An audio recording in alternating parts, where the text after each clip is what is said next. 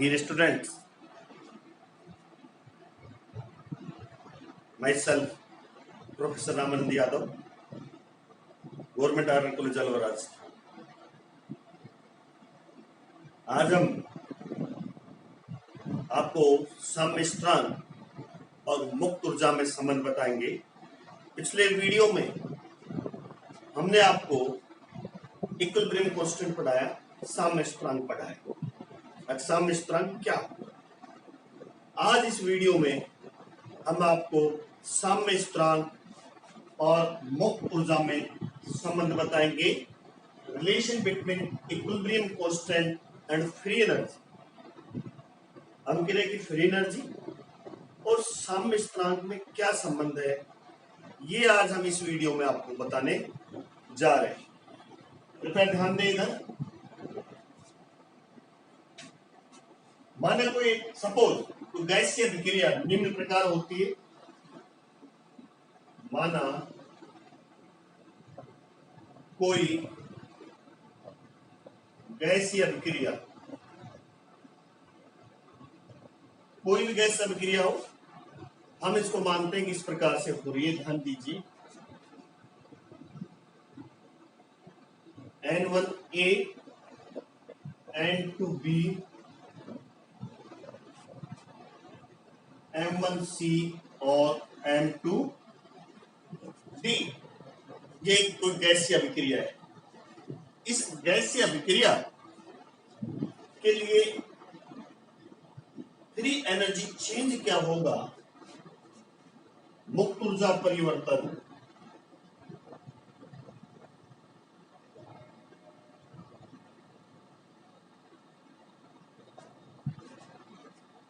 Del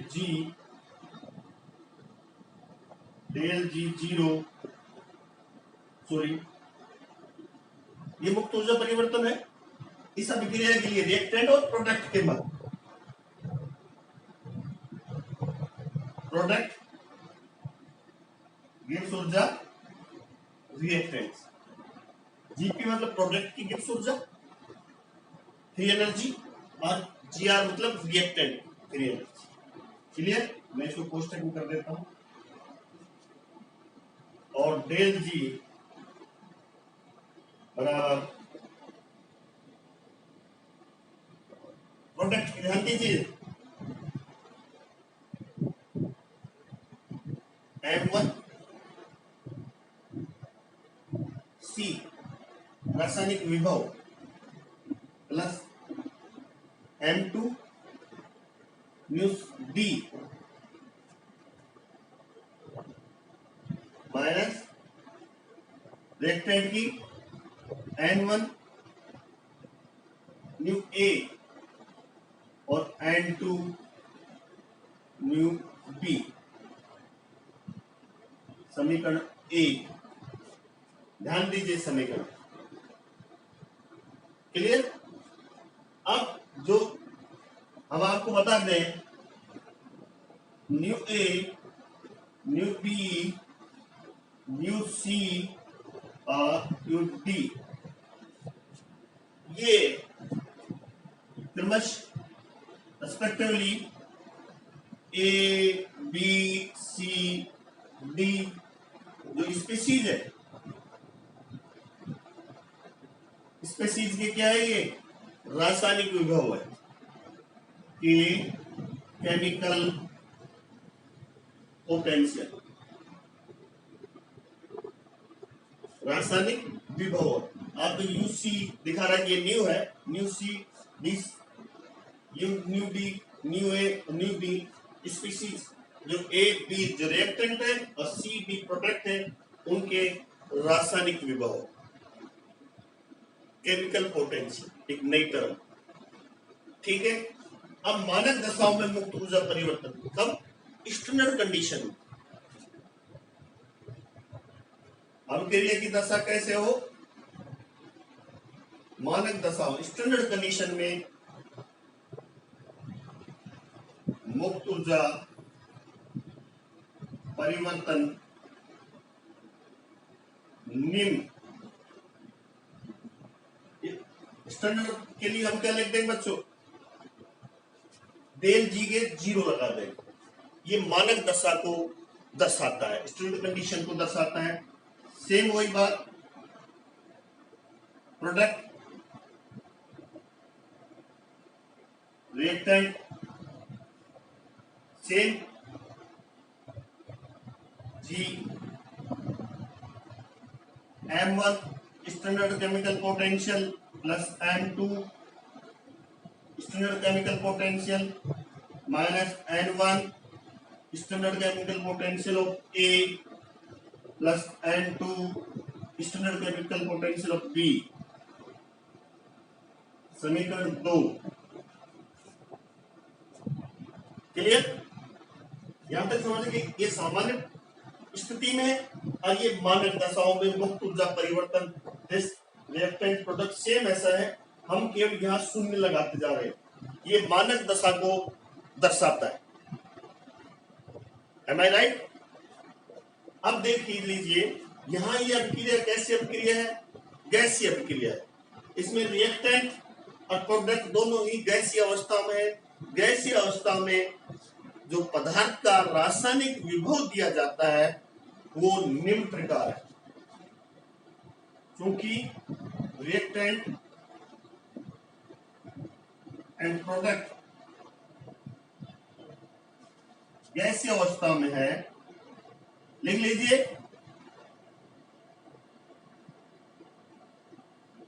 है, तब पदार्थ का रासायनिक विभव केमिकल पोटेंशियल निम्न प्रकार लिखा जाता है।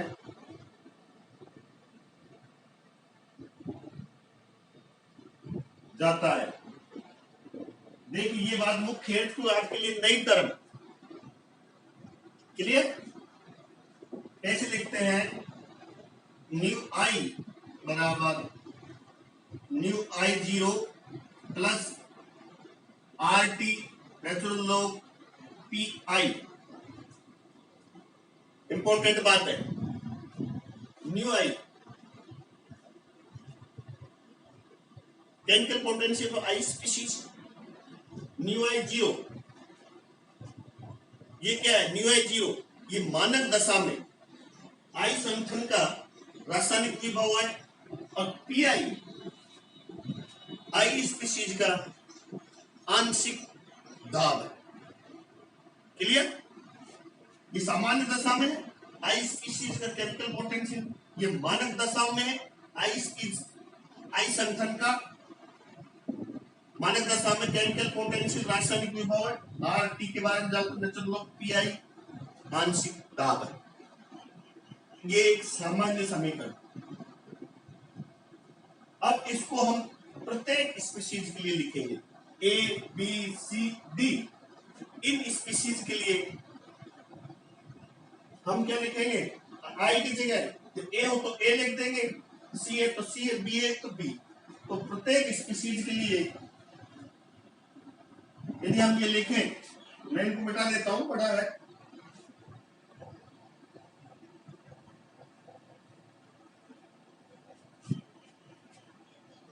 ध्यान दीजिएगा,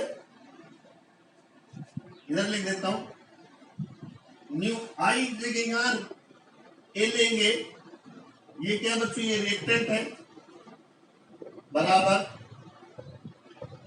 न्यू आई की जगह A R 0 plus R T P A.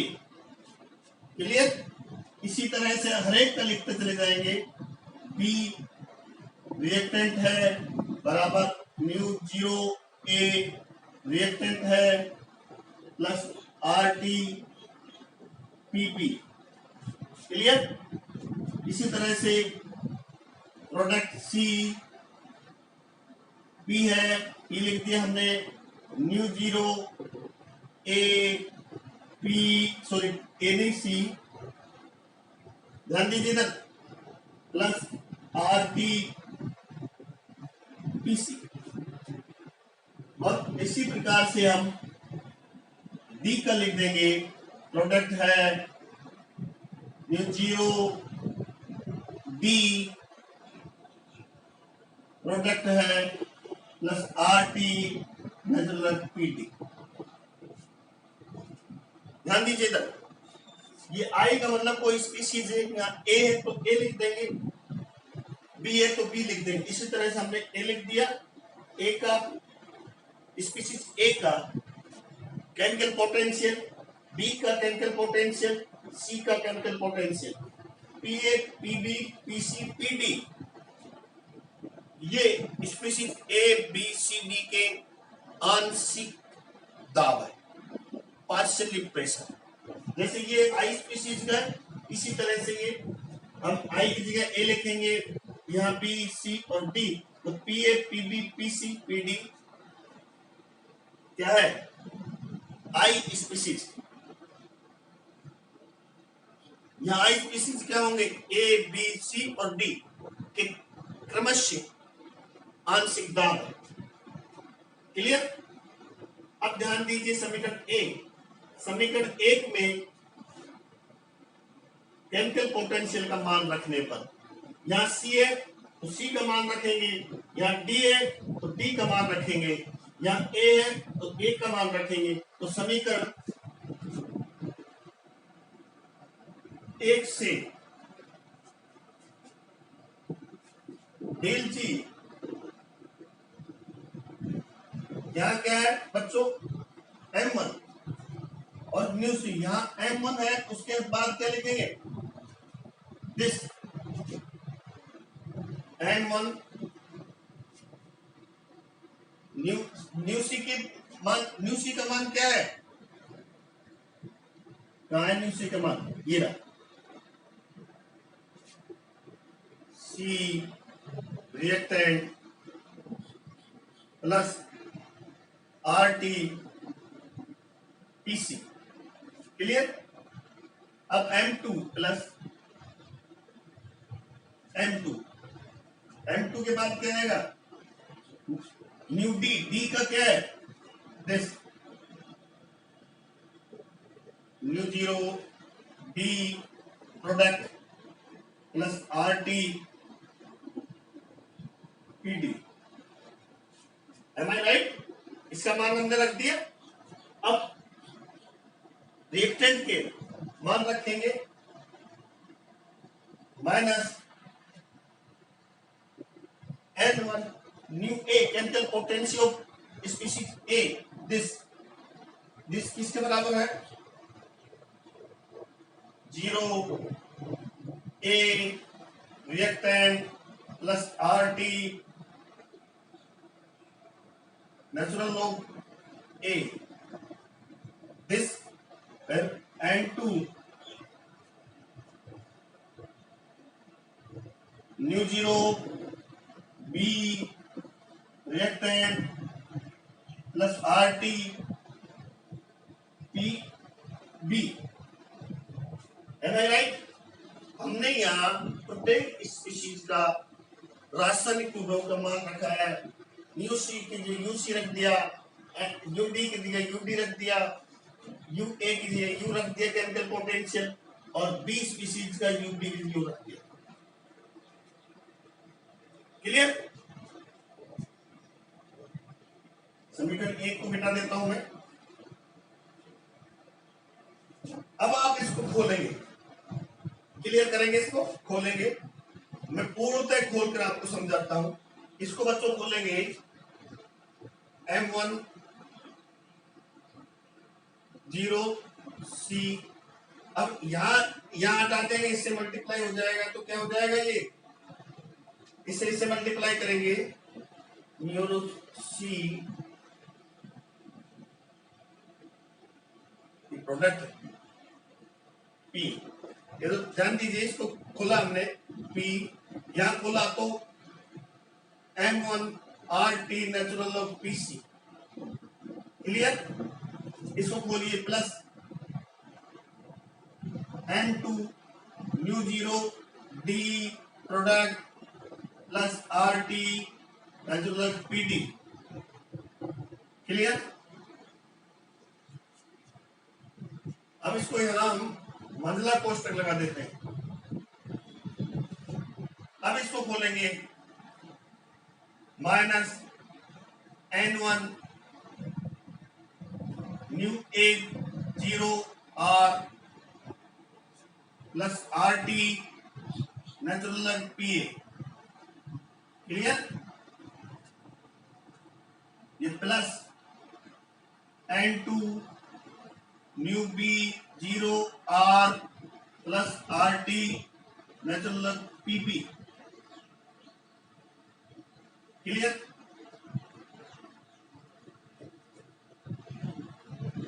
अब हम इनको रीअरेंजमेंट करेंगे, पुनर्व्यवस्थित करेंगे। पुनर्व्यवस्थित करने पर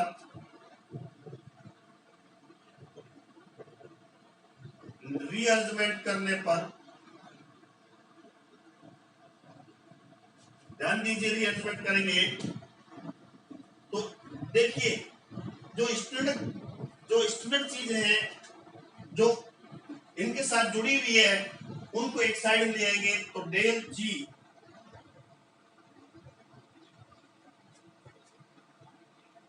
क्लियर बराबर यहां इस टर्म को एक साथ लेंगे M1 new 0 CP this plus M2 new D P 0। ठीक है, माइनस इसमें भी छाटेंगे दिस टर्म और this term N1 new 0 A R plus N2 mu B 0 R।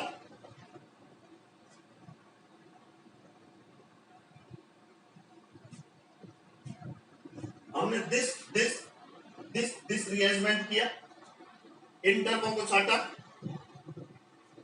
शेष टर्म को भी आप लिख सकते हैं। शेष में क्या बचेगा?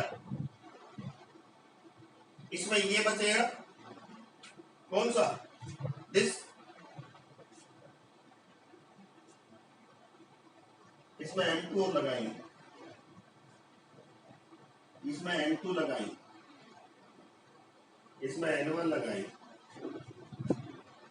क्योंकि हमने जब खोला N1 यहां लगेगा, N1 यहां लगेगा, N2 यहां लगेगा, N2 यहां लगेगा, इसी तरह से। अब बचा क्या? अब जो बचा उसके लिए हम ये टर्म बची, ये टर्म बची, ये टर्म बची और ये टर्म बची। जो ये टर्म दिखाई गई है ये सारी समीकरण 2 पर ध्यान दीजिए, वो टर्म है। और इससे आगे लिख देते हैं हम, ये एक टर्म होगी। अब हम लिखते हैं plus M1 RT natural PC। इसमें क्या बचा? This plus M2 RT natural PD।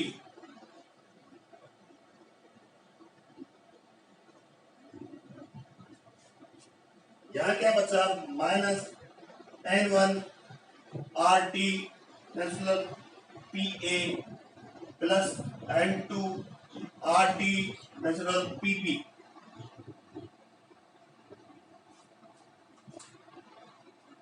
समीकरण 3। देखिए हमने इस टर्म को ब्लैक से दिखाया, ब्लैक पेन से दिखाई हुई टर्म है, इसको हमने सेलेक्ट अलग किया है। और शेष ब्लू से दिखाई है, इनको हमने सेलेक्ट अलग किया है। ये N1 है, ध्यान रहे बच्चे, N2 है, दिखाई नहीं दे रहा होगा, ये M1 और ये M2। अब इस समीकरण 3 का मान समीकरण 2 में रखने पर, समीकरण 2 से समीकरण 2 से तो बच्चों डेल जी बराबर ये है, तो यहां हम जो लिखेंगे ये किसके बराबर हो जाएगा? पूरा का पूरा डेल जी स्टैंडर्ड, डेल जी स्टैंडर्ड के बराबर हो जाएगा। मिटा देता हूं, देख लीजिए ये पूरा मान और ये मान बराबर है, तो हम डेल जी बराबर डेल जी स्टैंडर्ड लिख दिया हमने, प्लस ये पूरा का पूरा डेल जी स्टैंडर्ड आ गया, ये मान ब्लैक वाला। अब बचा क्या, M1, ये M वाला, ये दिस बचा, तो हम इसको लिखेंगे RT, इन कॉमन ले लिया, बचा क्या, P PC M1 PD M2 upon PA N1 और PB N2। क्लियर? ध्यान दीजिए, पूरी तरह से समझाने का प्रयास कर रहा हूं मैं। समीकरण 2 किसकी, एक समीकरण 2 है, इसकी जगह हमने डेल जी लिख दिया। शेष जो बचा RT natural log, RT natural log, RT natural log, RT natural log, इसको हमने यहां ले लिया, कॉमन ले लिया यहां। अब ये राशि पीसी पर इसका जो संतुलित गुणांक है ऊपर चढ़ेगा, PC M1 PD M2, नीचे जो माइनस है वो PA, जो PA है आंशिक दाब है N1 और PP N2। क्लियर? अब आगे देखिए,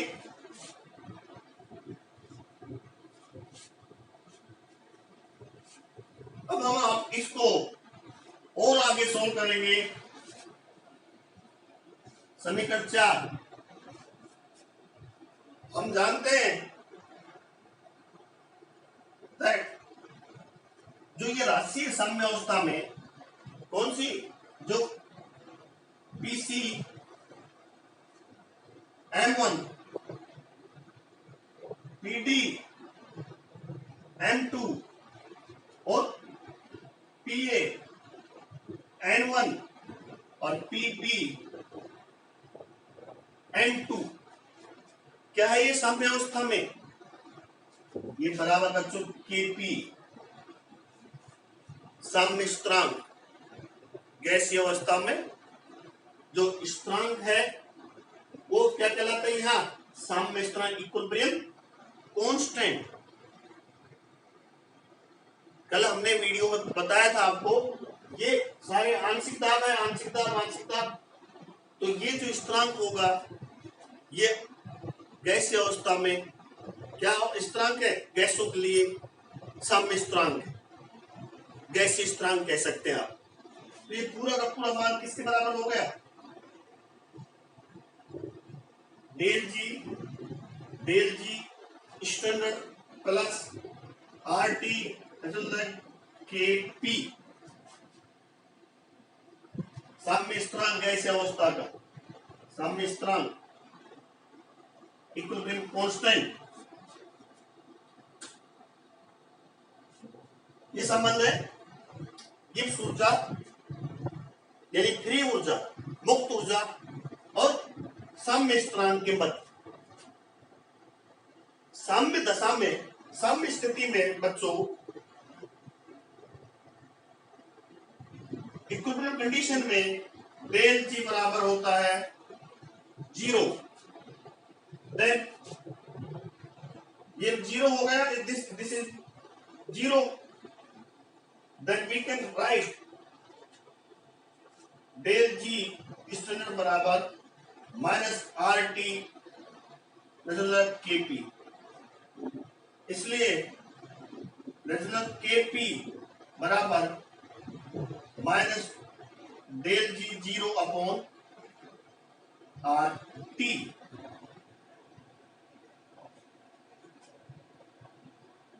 क्लियर? KP साम्य स्थिरांक है, डेल जी 0 क्या है, ये मुक्त ऊर्जा, मानक दशा में मुक्त ऊर्जा परिवर्तन। तो साम्य स्थिरांक और मुक्त ऊर्जा परिवर्तन में निम्न प्रकार संबंध होता है। दिस साइड लिया है, R के बारे में जानते हो, T के बारे में, साम्य स्थिति में डेल जी जीरो होता है, हमने जीरो बता दिया ये, तब इसका मान जीरो रखेंगे तो डेल जी बराबर माइनस आर टी केपी, और केपी और दिस।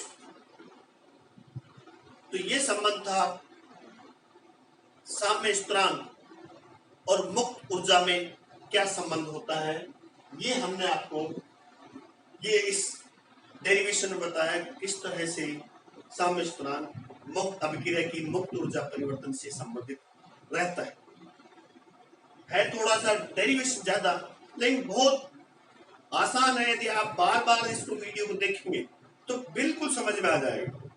कहीं एक तो मैंने गलती भी की है तो मैंने सुधार भी किया है आपको देखते हुए। तो आप मेरा पिछला वीडियो देखा होगा जिसमें मैंने रासायनिक साम में आपको पढ़ाया था। आज हमने पढ़ाया है रासायनिक साम और मुक्त ऊर्जा परिवर्तन में क्या संबंध होता है। Thank you very much. आप मेरे YouTube channel Studyship with Ramanand Yadav को सब्सक्राइब कीजिए, शेयर कीजिए, लाइक कीजिए और कमेंट्स जरूर कीजिए। आपकी समझ में नहीं आया तो मैं आपको अवश्य बताऊंगा, आपके प्रश्नों का जवाब अवश्य देता हूं मैं। इसके विस्तृत अध्ययन के लिए आप मोना प्रकाशन अलवर की बुक्स पढ़ सकते हैं, बहुत लाभदायक रहेगी आपकी, बहुत अच्छी बुक्स है। हंसिए, मुस्कुराइए। Thank you very much.